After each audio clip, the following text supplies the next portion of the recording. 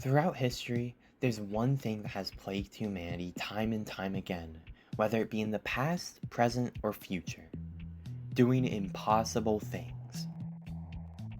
Today, I'll be taking you through how a crew of 13 measly Robloxians managed to climb one of the site's biggest mountains.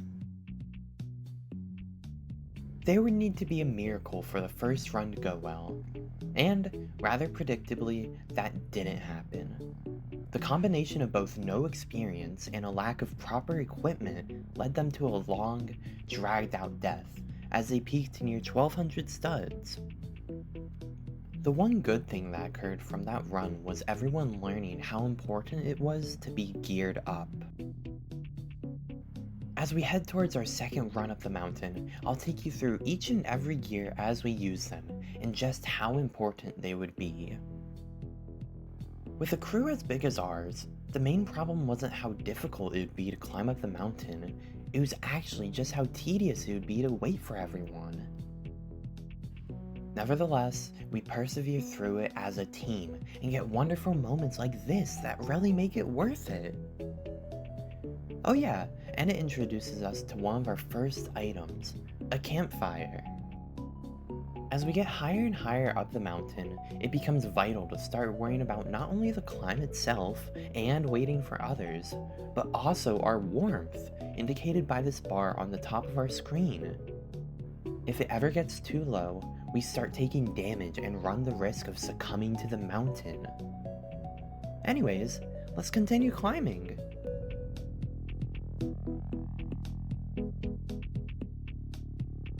As we get higher and higher up the mountain, the cold grips at us even tighter than before. Not only do we have to use our second item, these tents, we also have to start healing using our third item, cheeseburgers. Everyone tried to pack together into one tent, as it was one of our only ways to avoid getting cold, but there were almost too many people. I couldn't take the risk of getting flung out and taking fall damage, so me and two others migrated to a nice little tent that we got all to ourselves. This seemingly small decision to break away from the main group of people could lead to our demise. Just how much teamwork did it take to get to the top? Apparently, a lot, as it quickly dwindles down to just two of us remaining. We did manage to reach a new peak of 1500, but it took the combination of all of our materials. We were surviving on scraps at that point, and still hadn't been able to see the mountain's peak. This time around, things were going to be different. For starters, there were only about 8 of us really trying to reach the peak. Second, we were not going to abandon the group under any circumstance, even if the tents were going to be a bit crowded. A slower, more sluggish pace would pay dividends, right? Not only would everyone be able to make it to the top, we wouldn't run out of supplies. At least, that's what it was supposed to be like.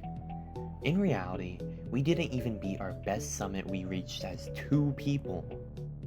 And the next attempt didn't go any better than that.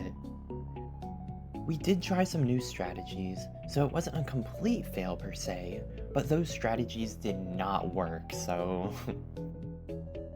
At this point, everyone knew that we didn't have that many good attempts left in us. If we wanted to get to this mountain's peak, it had to be this attempt. With jackets and boots in hand, we felt more confident than ever.